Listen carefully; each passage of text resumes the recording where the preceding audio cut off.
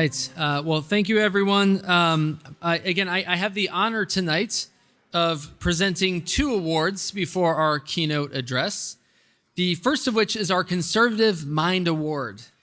We're big fans of Russell Kirk here at the American Conservative. So when we devised our award for young leaders, we thought there was nothing better to name the award after than Kirk's seminal work, The Conservative Mind, which he published at just age 35. Well, tonight's winner, I believe, is actually younger than that. He can correct me if I'm wrong. But even with his young age, he has emerged as one of the most influential conservative voices in media today. Michael Knowles is, as I'm sure all of you are well aware, the host of the wildly popular Michael Knowles Show at the Daily Wire, and the #1 best-selling author of multiple books, including Reasons to Vote for Democrats, which I have to say is just an impeccably argued piece of work. He has included every reason possible in that book. And then his latest and first book that includes words, Speechless, Controlling Words and Controlling Minds. I mentioned in my opening remarks that the ideas that have animated this magazine since the beginning now have a foothold across the conservative movement. And I think there's perhaps no better example of that than Michael.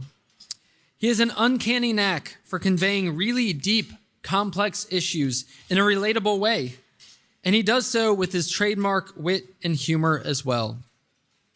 He's been a great friend to our publication. He's been a contributor to our pages, and I'm honored to present him with our Conservative Mind Award tonight. Please join me in welcoming Michael Knowles.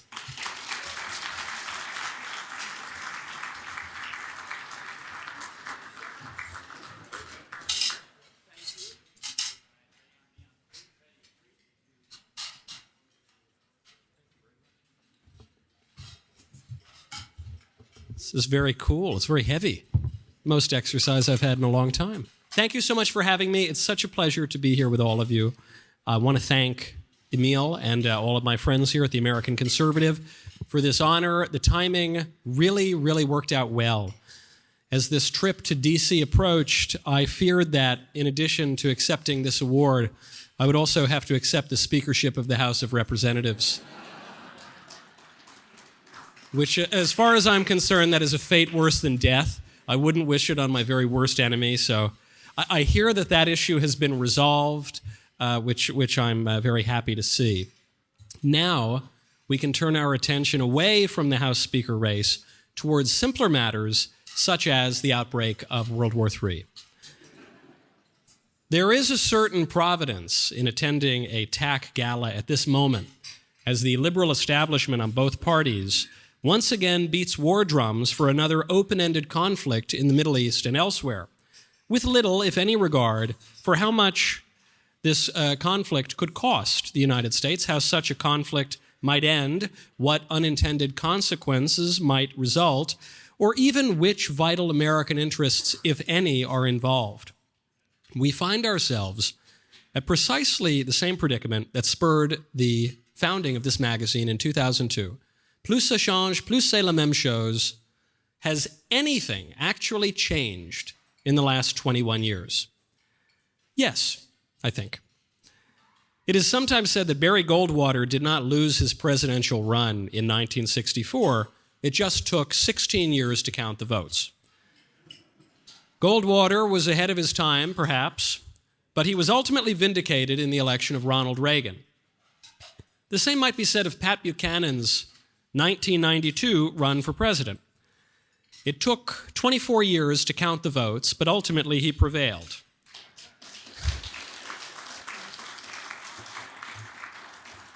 A few years ago, I revisited Mr. Buchanan's famous culture war speech from the 1992 Republican National Convention. I ended up quoting the speech extensively in my book, Speechless, because the speech reads like prophecy. The man was proven right on every single point. The same might be said of those early issues of the American Conservative and the debates over the Iraq War, mass migration, trade, and globalization. The American Conservative did not, in fact, lose those debates, no matter how it may have looked at the time. It just took a decade and a half to tally up the score.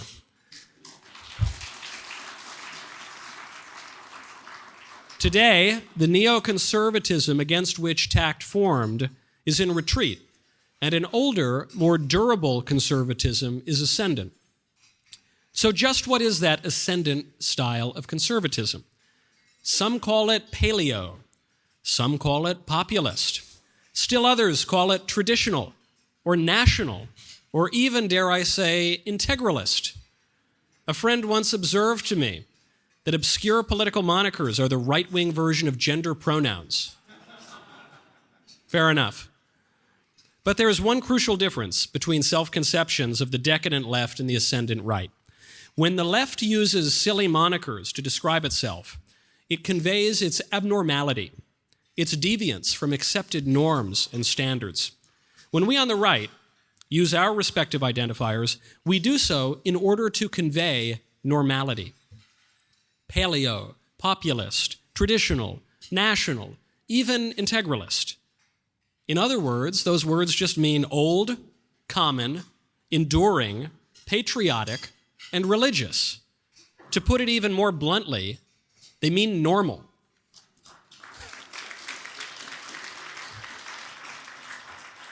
This, I think, is my entire political ideology. I want things to be normal. I want to live in a country that is good and civilized and normal. I think people ought to endeavor as often and as much as possible to be normal. Seems simple enough, and yet it's so difficult. If that were the rule, I suspect roughly 90% of our particularly modern political problems would disappear overnight. Such a rule is unsatisfying to eggheads and ideologues, but what it lacks in theoretical precision, it makes up for in prudence, which even the eggheads and the ideologues might recall is for Aristotle and every wise political thinker since the paramount political virtue. To be normal is to conform to a standard. Standards can be conscious, but they don't have to be. One can help a little old lady across the street because he finds paragraph 17 of some minor work of Alistair MacIntyre to be more persuasive than paragraph 57 of a major work of David Hume. I suppose that could be the justification.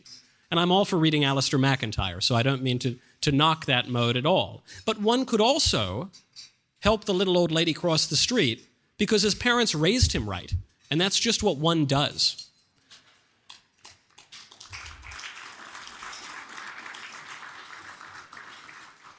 To be normal does not require any special book learning. It certainly does not require initiation into the esoteric Gnostic cults of the various ideologues. To be normal is to follow our highest natural inclinations as creatures made in the image and likeness of God. It is to make proper use of our will in accordance with our reason, and thereby to discipline our appetites and become truly free. Put another way, to be normal is to listen to your grandparents, to follow the lessons and emulate the behaviors that have endured throughout the ages because they have been especially conducive to human flourishing, whether people have considered them consciously or not. That's my kind of conservatism. And, coincidentally, that is precisely the political vision laid out in TAC's founding editorial. In the words of the founding editors, we believe conservatism to be the most natural political tendency, rooted in man's taste for the familiar, for family, for faith in God. We believe that true conservatism has a predisposition for the institutions and mores that exist.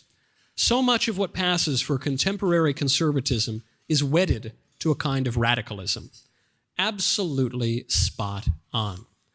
It is a scandal that so much of what has passed for contemporary conservatism has intentionally undermined all of those tastes and predispositions.